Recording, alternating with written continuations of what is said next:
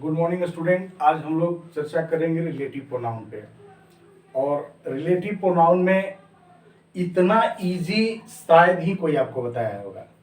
अगर ये आपको समझ में नहीं आएगा तो फिर रिलेटिव प्रोनाउन आपको नहीं समझ में आएगा। समझिए। और रिलेटिव प्रोनाउन में सबसे पहले जो वर्ड है, ठीक है, जो इंटरमीडिएट के लेवल के लिए है, हु को लेते हैं। और हु का हिंदी हम लोग जो मानते हैं।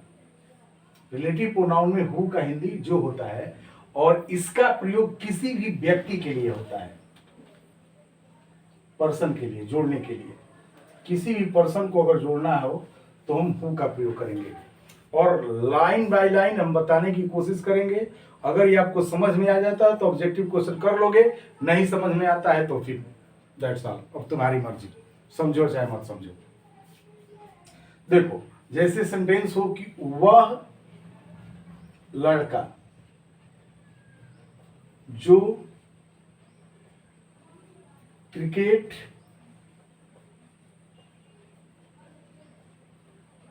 खेलता है, वह लड़का जो क्रिकेट खेलता है मेरा दोस्त है।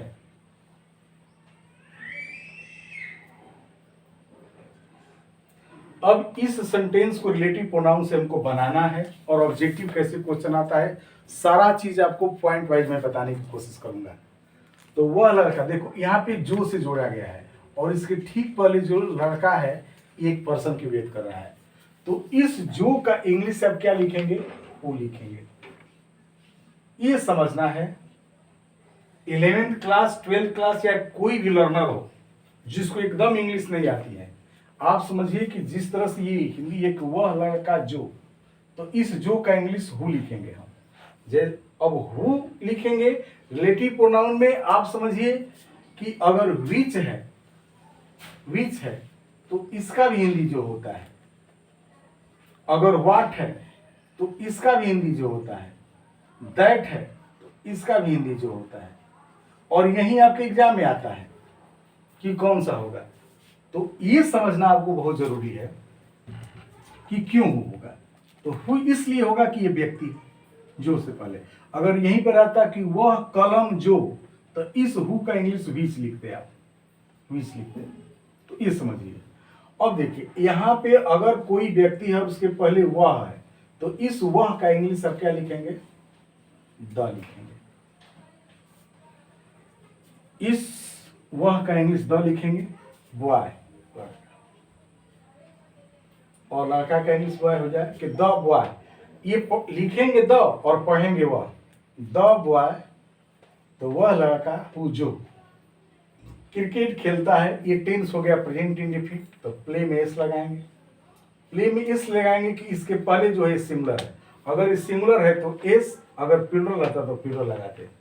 तो the boy who plays cricket, जो क्रिकेट खेलता है मेरा दोस्त है। कौन मेरा दोस्त है, यह लड़का। यानी कि इसका भी, इस क्लॉज का भी, इस सेंटेंस का भी सब्जेक्ट यही हो गया, वह लड़का ही। यानी कि ये भी सिमिलर है तो इज लिखेंगे, इज लिख करके माय फ्रेंड लिखेंगे। तो इस तरह से ये सेंटेंस हम लोगों को बनाना है। अब the boy who plays cricket is, इस हु का हो गया। अब एक और चीज समझिए इसके साथ। और विच मतलब ही जो होता है, दैट मतलब ही जो होता है, व्हाट मतलब ही जो होता है, एकदम वन बाय वन करके हम बताने की कोशिश करेंगे। अगर ये हो कि वह जो, अगर इस तरह से बात आता है कि वह जो, तो वह जो का इंग्लिश आप याद कर लीजिए कि वन हु होता है। वह जो का इंग्लिश होता है वन हु। वन हु मतलब होता है वह जो। वह जो ईश्वर में विश्वास करता है, वह जो ईश्वर में विश्वास करता है, क्या लिखेंगे, one who believes in God. तो हो गया कि वह जो विश्वास करता है इन गॉड, ईश्वर में, इज कॉल्ड कहलाता है थिस्ट, आस्तिक। तो ये बहुत आराम से समझने की कोशिश करेंगे कि हु को आपको जो का प्रयोग करना है व्यक्ति के लिए। अब मैं बात करूंगा आपको व्हिच का, व्हिच का बात करूंगा।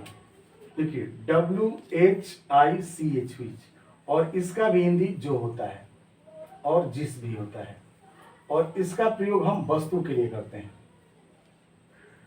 इंटर में 11th क्लास में एकदम क्वाइट सिंपल समझिएगा, कोई वस्तु हो उसको जोड़ने के लिए हम व्हिच का प्रयोग करेंगे। जैसे कहा जाए कि वह किताब जो, वह किताब जो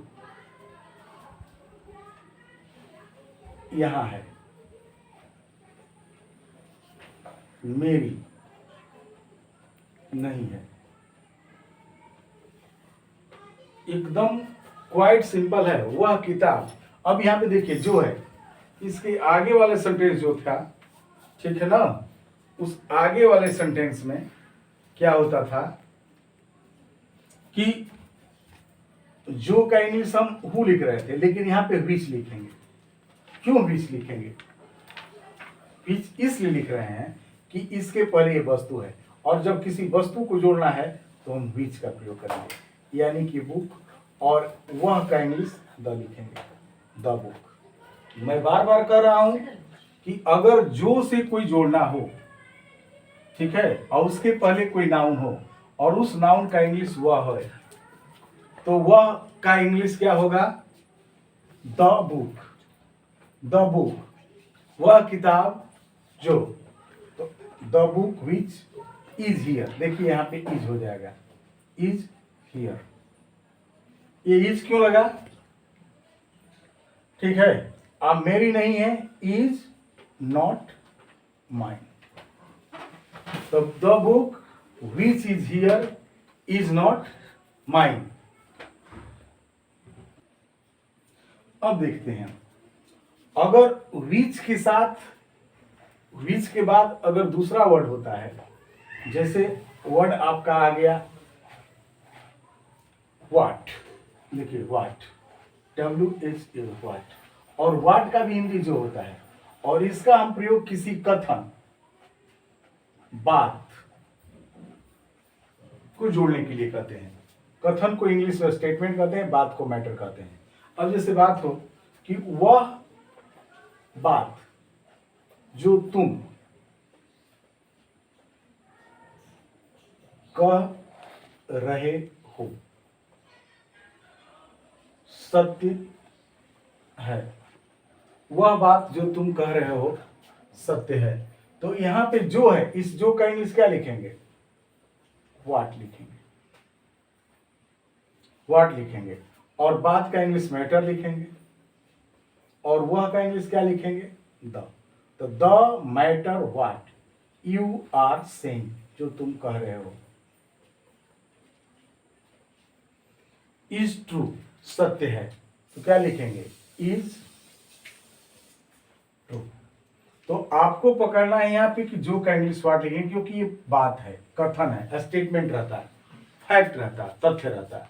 तो उस जो के लिए हम व्हाट का प्रयोग करते हैं। ठीक है, अब आपको देखना है कि एग्जाम में कैसे आता है। एग्जाम में, इस एग्जाम में कैसे आता है, इसके लिए हम लोग बात करते हैं। जैसे सेंटेंस हो गया बेटा कि the man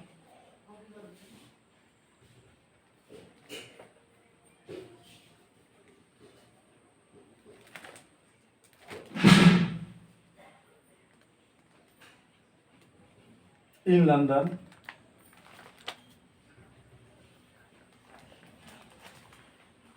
proudly. The man lives in London is proudly.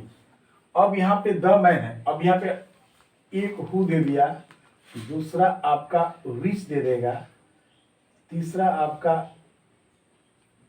हुम दे देगा, और डी में आपको व्हाट दे देगा।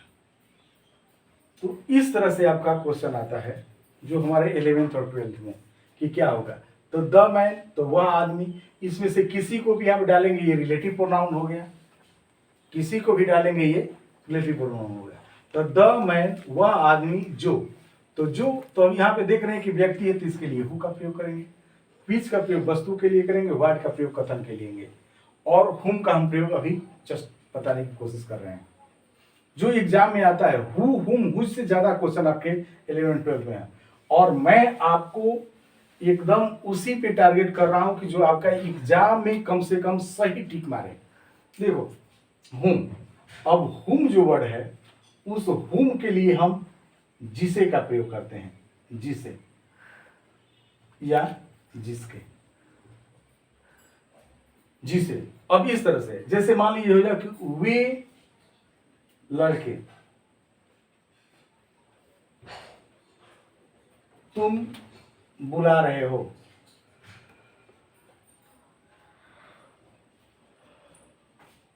तो यहां पे जिसे तुम बुला रहे हो,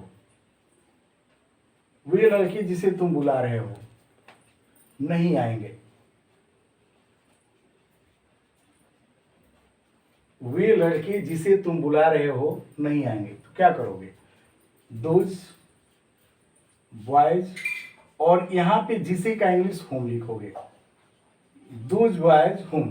तो वे लड़के जिसे तुम बुला रहे हो, यू आर कॉलिंग, नहीं आएंगे। वंट कम, वंट कम मतलब कि will not come, will not come, won't come. तो those boys whom you are calling won't come। अब यहाँ पे देखो क्या होता है एग्जाम में, आकि आपका यहीं पे आपका ये कर देगा, और यहाँ पे ऑप्शन में दे देगा हु, whom, which और डी which। तो आप समझेंगे कि यहाँ पे हुम होगा, क्योंकि दूसरा यहाँ पे सूट ही करेगा कि जिसे, जिसे तो हुम हो जाएगा। Those boys whom you are calling won't come. तो ये क्वेश्चन आपको देखना है कि जिसे हिंदी आ रहा है। बाकी के एक और वर्ड है जो हमारे एग्जाम में आते हैं, वो है हुज। वर्ड है WHOSE, हुज। हुज मतलब होता है जिसका या जिसकी। ये कई बार एग्जाम में आता है, जिसका या जिसकी। अब इसको जोड़ना हो, जैसे जैसे कहना हो कि वह किताब जिसका कीमत, चाहे जिसकी कीमत 500 रुपये है, तो वह किताब। तो अभी हम लोग बोले थे वह किताब के लिए व्हिच का प्रयोग करेंगे, लेकिन यहां पे जिसकी कीमत, ये देखिए रिलेटिव प्रोनाउन है, तो लिखेंगे कि द बुक हुज कॉस्ट, कीमत, इज है 500 रुपीज। मैं खरीदूंगा, मैं खरीदूंगा, आई वाई। तो अब देखिए हुज का प्रयोग। हुज किसी भी व्यक्ति और वस्तु दोनों के लिए होता है। ये व्यक्ति हो और चाहे वस्तु हो, ये दोनों के लिए हो सकता है। ठीक है, जैसे देखिए आपके एग्जाम में अगर ये आता है क्वेश्चन कि the girl blank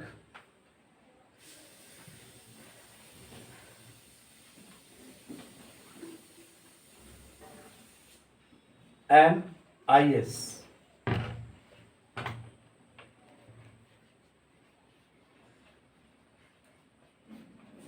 the girl.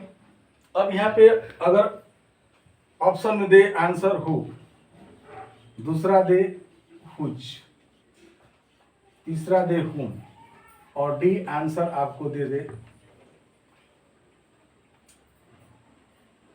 कुछ भी, जैसे मान लीजिए वाठी दे दे, तो अब क्या करोगे। अब आपको मालूम होगा कि रिलेटिव प्रोनाउन है।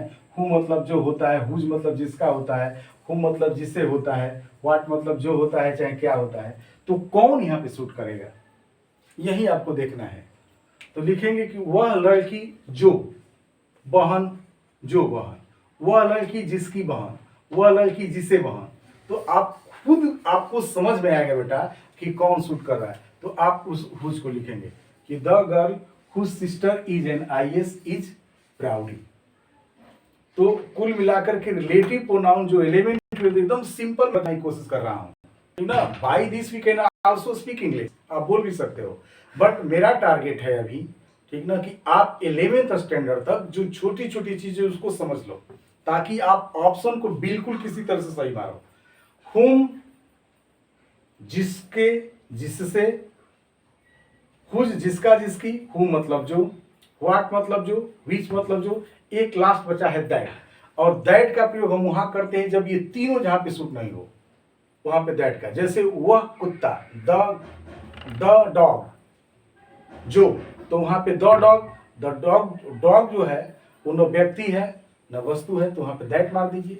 द डॉग दैट बार्क्स, जो भोगता है, डज नॉट बाइट, नहीं काटता है। तो इस तरह से हम लोग रिलेटिव प्रोनाउंस को लेकर चलेंगे, ठीक है। और मुझे उम्मीद है, आई होप, कि आपको ये समझ में आ गया होगा। अगर नहीं समझ में आएगा, जहां आपको प्रॉब्लम होगा, please comment me. Thank you, फिर मिलेंगे हम अगले वीडियो में।